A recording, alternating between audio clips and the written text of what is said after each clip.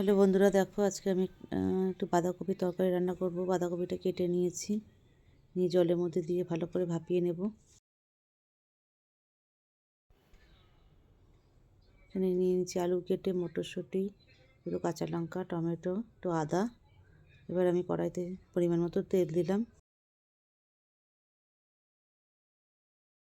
দিয়ে আলুগুলো ভালো করে ভাজা ভাজা করে নেব নুন হলুদ দিয়ে।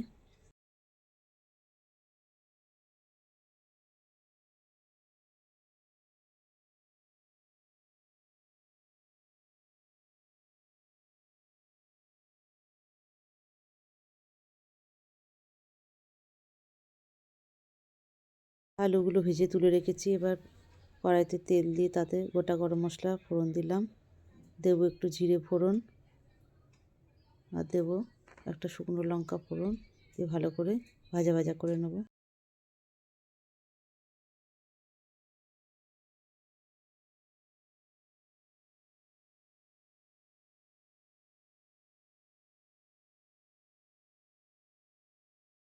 দিয়ে দিচ্ছি গ্রেট করে রাখা আদাটা দিয়ে একটু নাড়াচাড়া করে নেব। তারপরে দিয়ে দেবো একটা টমেটো, দুটো কাঁচা লঙ্কা, পরিমাণ মতো নুন দিয়ে ভালো করে কষিয়ে নেব।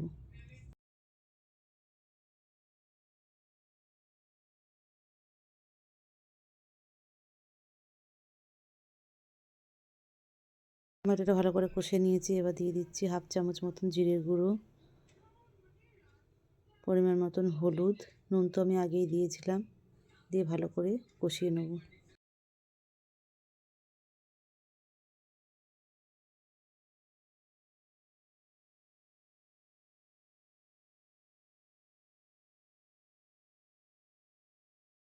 তারপরে দিয়ে দিলাম কিছুটা মটরশুঁটি, দিয়ে সামান্য জল দিয়ে ভালো করে কষিয়ে নেব।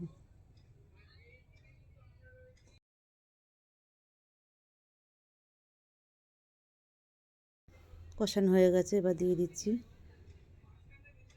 বয়েল করে রাখা বাঁধাকপিটা আর ভেজে রাখা আলুটা, দিয়ে ভালো করে নাড়িয়ে চাড়িয়ে নিয়ে আমি সামান্য জল দিয়ে একটু ঢাকা দিয়ে দেবো। সামান্য জল দিয়ে আমি এবার ঢাকা দিয়ে নেব।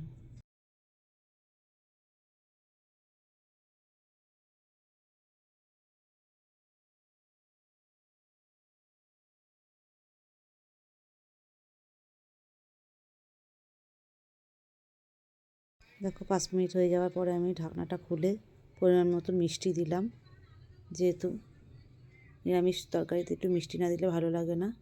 তারপরে একদম হয়ে এসেছে, লাস্টে দিলাম গরম মশলা আর 1 চামচ ঘি। আমার রান্নাটা তোমাদের যাদের ভালো লাগবে একটি লাইক, শেয়ার ও সাবস্ক্রাইব করে দেবে।